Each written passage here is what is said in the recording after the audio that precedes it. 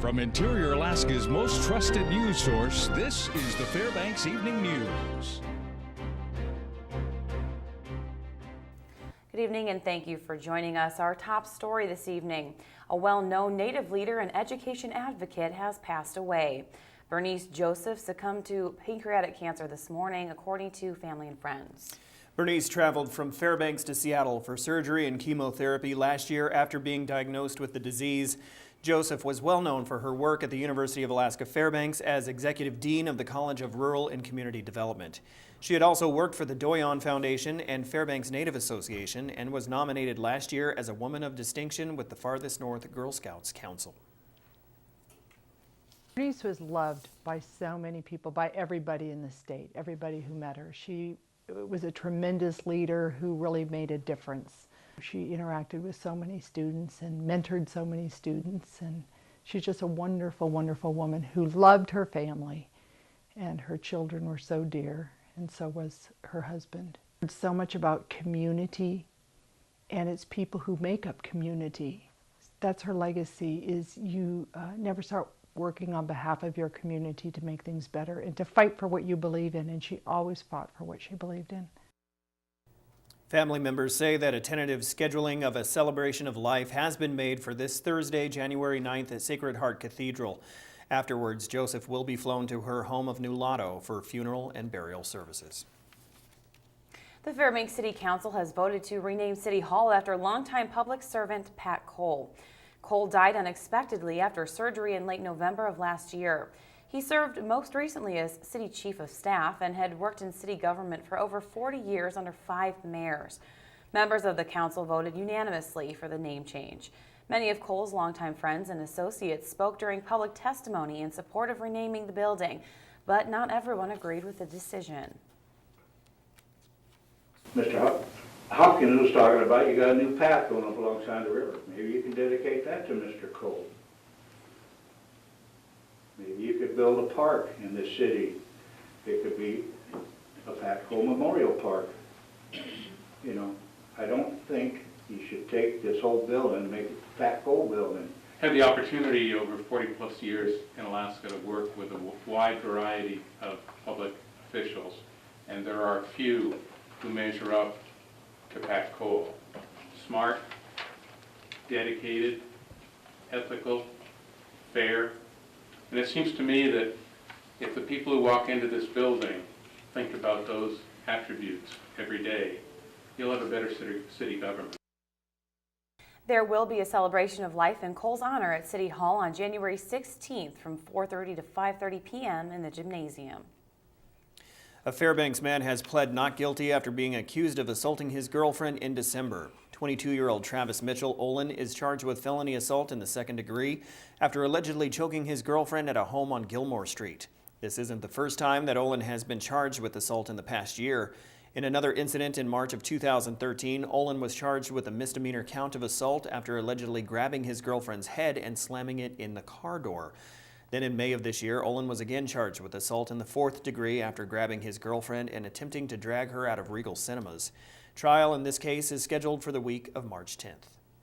The City Council has approved awards from bed tax grant proposals. Some of the largest allocations went to Festival Fairbanks, the Yukon Quest, and the Fairbanks Arts Association. However, missing from that list is the World Eskimo Indian Olympics.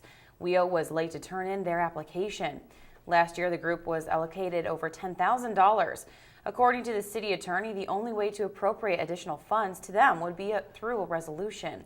Last night during public testimony, representatives spoke out against not being considered for bed tax funds and offered explanations as for why they missed the deadline to apply.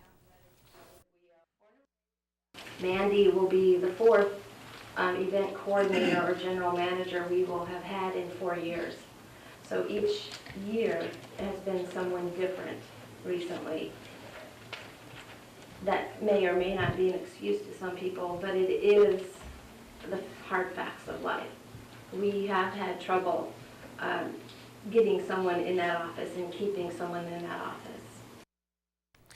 All right, when we come back, a community meeting will be held to discuss a city bus route through the Goldstream Valley. Also, many things were on the agenda at today's Chamber Luncheon. We'll have the details. Stay with us. Welcome back. There will be a community meeting tomorrow evening to discuss getting a city bus route through the Goldstream Valley. The meeting will serve as an open discussion for residents to talk about what they're looking for and where stops are needed. In order for the borough to consider the new route, there must be a minimum of 50 people at tomorrow's meeting. The meeting will be at 6 p.m. inside the Ken Kunkel Community Center. Coordinators of the event talked about how beneficial the new route could be. Greatly increase the accessibility, because right now living in Goldstream Valley, having a car is really a prerequisite for doing anything, because even at the closest point it's still 4 or 5 miles to get from anywhere into town, and that's really too far to go in most of the weather in Fairbanks. So I think it would really help, and it would open up a lot of potential in Goldstream Valley. Education, natural gas trucking, oil company taxes, and the state's budget were subjects that were discussed today at a forum conducted by the Fairbanks Chamber of Commerce. The forum featured invited interior legislators representing Republicans and Democrats. However, Republican House Representatives Tammy Wilson, Douglas Isaacson, and Senators Pete Kelly and Jack Coghill were the only participants who attended. Of all the questions asked, the most response was generated when it came to the future of the state's budget. All of us realize we've got to not have just a stopping of it. We can't just put it on cruise control and then drive it into the wall. We have to reduce. That's going to be my challenge, and I think the way we do that is through structural changes and just some hardcore reductions that are going to hurt. There's just no other way around it. We have to strategize, how do we get new revenue? So how do we diversify, whether it's with our minerals and metals or wood products or military facilities? We have a military facility zone. How do we encourage new income revenues to our communities and to our state? Alaska State Troopers are asking for information about a fuel theft off Farmers Loop Road. According to troopers, around 300 gallons of fuel was stolen from a storage tank at a residence. Authorities say the fuel was valued at over $500. The theft was reported yesterday shortly before 4 p.m. Now, troopers are asking anyone with information to contact them at 451-5100. Lisa Murkowski spoke today to the Brookings Institution about her newly released report, which recommends changing the nation's energy policy. Murkowski says the U.S. is producing more energy resources than ever, but she believes a significant portion is being wasted. She called for the Commerce Department to lift the ban on exporting crude oil and condensate, which she says cannot be reasonably marketed in the U.S. Her report suggests the current system of regulation is inefficient and could lead to disruptions that will hurt American consumers. Murkowski is the highest-ranking member of Congress to suggest lifting the ban. So I am calling for ending the prohibition on crude oil and condensate exports. Lifting the ban will send a strong signal to the energy markets that as a nation, we are serious as a country about our emerging role as a major hydrocarbon producer. Well, the flu is continuing to cause problems here in the interior and across Alaska. News Center 11's Nikki Carvajal takes a look at what the state is doing to encourage people to get immunized in this week's health report. Alaska has been hard hit by the flu this year. Just last week, it was reported that 2 people had already died. So we're seeing bigger numbers of people having the flu all across Alaska. Fairbanks is definitely right there. I'm sure you've probably experienced it in your family or workplace already. The flu is hitting everyone. Because of the high flu activity and the lack of Alaskans getting immunized, the state made the decision to continue waiving the administrative fee for those who qualify. And so we want to remove barriers and make it accessible for people to get a flu vaccine this year. So the state of Alaska made a decision to continue waiving the administrative fee for flu vaccine. So if you qualify to get a flu vaccine at a public health center, we really ask that you call and come on in for a flu shot. And even if you haven't gotten the shot yet, it's not too late in the season for it to make a difference. Now's a great time to get a flu shot.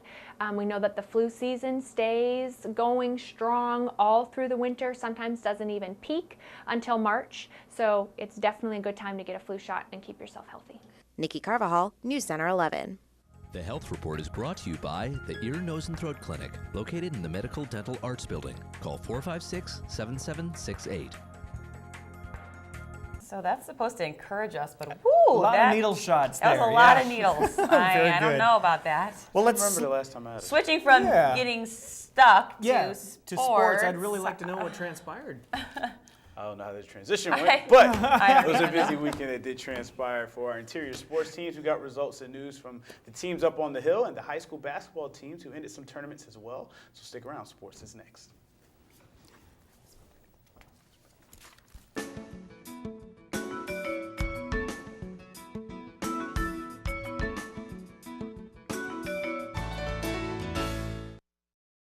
Hello, Interior Alaska. Joe Cook here to Sports Sheet for you this evening. It's Tuesday, so we start with the Nanook Corner. Today, we recap the opening contest of 2014 for the ski and swim teams. Let's just say they're off to a good start in 2014. Today, UAF got a recruit for the 2014-2015 season. Catherine Stark from Palmer signed her national letter of intent to join UAF. Stark anchored Palmer's 400-yard freestyle relay state championship team and had 2 top finishes at state. She joins North Pole's Martha Hood as an early signee. And speaking of newcomer Naya Nin made her debut on Saturday, taking second place in the 100 breaststroke as the Nanooks win a quad meet in La Mirada, California over Biola, Pomosa Pitzer, and Fresno Pacific. Freshman Victoria Adams won 3 events, the 100 and 200 backstroke and 200 IM. Senior Benty Heller won the 500 and 100 freeze, and Margot Adams won the 100 butterfly in their first competition of 2014. UAF swims against Loyola Marymount in LA on Wednesday. In Nanook skiing, Logan Hahnemann is having a strong start. Yesterday, he was named Era Alaska Nanook of the Week for his performance at the U.S. Nationals over the weekend. Saturday, he finished 24th overall in the 15K Classic style race. Then on Sunday, he placed 5th in the 1.5K skate race, a final. He was second best among college skiers. And on the women's side, Nicole Baith is making a case for Rookie of the Year, going 19th overall in the 10K on Saturday, one of the youngest under 20 years of age to do it. And on Sunday, she qualified for the consolation final in the sprints after placing 6th in the semis. UAF will be back on the trails in Midway, Utah this Wednesday. Nanook Corner, brought to you by Sports Medicine Fairbanks. In another Nanook sports on Saturday, the women's basketball team went up against the 17th-ranked Northwest Nazarene Crusaders. The Nanooks went on a 14-3 run to make it a 1-point game in the first half. But the Crusaders, they closed the opening half on a 12-2 run and led 34-23 at halftime.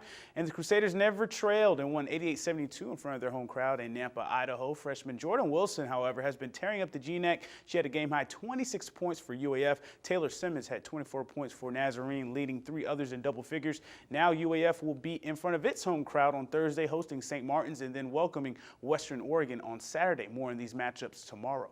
2 Nanooks garnered league awards this week. In hockey, senior left wing and team captain Colton Beck was named WCHA Offensive Player of the Week today. Beck had 5 points and a +2 plus-minus rating in this weekend's split with Minnesota State. Beck had 2 assists and the game-winning goal in the 4-2 win over the Mavs on Friday, then followed up with a goal and an assist in the 6-4 loss Saturday. The last time he had a 5-point weekend was against Mercyhurst in October. Beck is the 3rd leading scorer on the Nanooks with 18 points so far this season. And in men's basketball, Andrew Kelly is having himself a season. Yesterday, he was named GNAT Red Lion Co-Player of the Week. Kelly averaged 13 points on 57% shooting and 9.5 rebounds in UAF's back-to-back wins over Simon Fraser on Thursday and number 15 Western Washington on Saturday. Kelly had 14 and 11 against the number 15 Vikings, who only scored 61 points in the 61-65 loss to UAF. They average about 90 a game. The Nanooks are now 6-0 at home, the best start in 11 years. They go on the road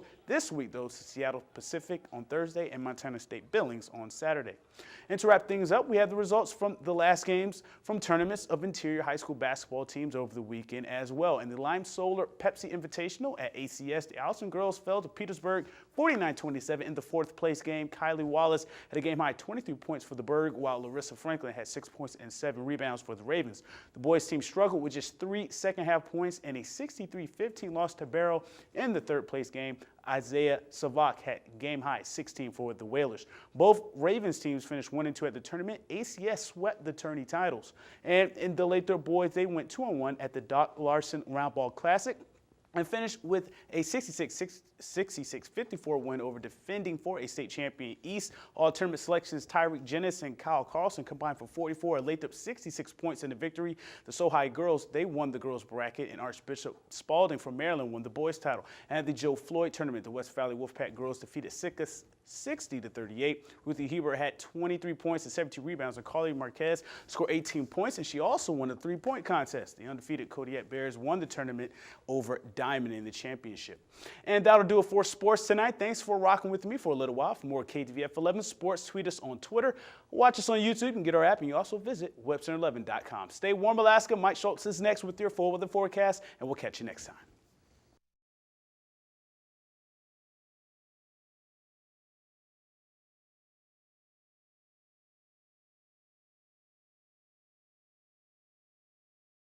Hey everyone, welcome back into the Fairbanks Evening News. This time, once again, to take a look at the weather. Mike Schultz with you, and temperatures are going to start cooling down.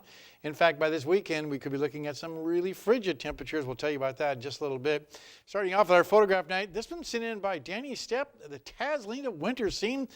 Beautiful shot there. They have a cabin out there, and they said they were able to capture some beautiful scenes and share one with us. Again, if you have a photograph that you want to share, send it to photos@ktvf11.com. What's going on at the airport right now? 9 degrees is our high today. Right now, currently, that is the temperature. 6 below last night for the overnight low. 33 in 1944, down to 55 below in 1975. Or sunrise and sunset, not quite 4.5 hours of daylight. That gives us about a gain of 4 minutes from yesterday. On our satellite and radar, once again, you can see this starting to move a little more to the west now. So that's why the colder air is expected to move in from Canada, from the northwest sections of Canada. That'll be moving in steadily throughout the rest of the week. We'll have to keep an eye on that because the temperatures could get pretty darn chilly.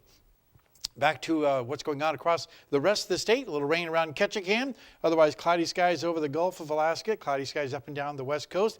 Little fog being reported around the Barrow area. And 5 degrees for the high today at Fort Yukon with cloudy skies. Lower 48 weather. Well, still once again, more cold temperatures to talk about. 5 degrees in Minneapolis. And rain falling across the Pacific Northwest. Also some rain down around the Dallas area. 48 degrees there. On our satellite and radar, you can see this area of cold indicated by the clear skies, and then more clouds and more snow moving in from the west. But the good news is everything is starting to move back up to the north. In fact, by the end of the week, the polar vortex, you've heard about that, it's expected to retreat way back up to the north where it's supposed to belong, and that will give a significant warm-up to much of the lower 48, and they'll definitely be grateful for that. All right, back to Alaska for tomorrow. In the northern sections, flurries expected at Barrow and Fort Yukon. Nome will have periods of light snow. Here in the interior, we'll have flurries early and then some light snow developing for all areas by afternoon. Over southeast Alaska, looking at the rain and snow for Juneau, mainly just rain in the Ketchikan area in the form of showers. Over the southwest, partly cloudy skies at Cold Bay, cloudy skies at Kodiak, and some snow showers for Bethel. While down around the Anchorage Bowl, looking a little light snow in the Anchorage area, but 2 to 4 inches expected in Valdez, and rain and snow for Homer. Okay, time once again for our weather fact. And our weather fact in 1971, McNairy, Arizona had the temperature drop down to 40 below zero. That's an all-time record, as you would expect. Again, thanks to Mount McKinley Bank for sponsoring our Kids Weather Watch and our weather fact. And next week, the kids from Two River School will be here to join us once again as we pick up our program. Here's our forecast for tonight. 0 degrees for the overnight low, mainly cloudy skies with some flurries developing by morning hours. Tomorrow's forecast, 8 degrees for the high, a chance of snow by late afternoon. And here comes the bad news. And it is kind of chilling, to say the least. Temperatures falling down to near 30 below by Sunday night into Monday. Some snowfall possible for Thursday, Friday, and Saturday. It'll be very light as the cold air moves in. It'll condense any moisture we have around into the light snow. And then I said the temperatures will be dropping like a rock. And it will be returning to what we look like more of this time of year for our January frigid temperatures. What exactly is -0?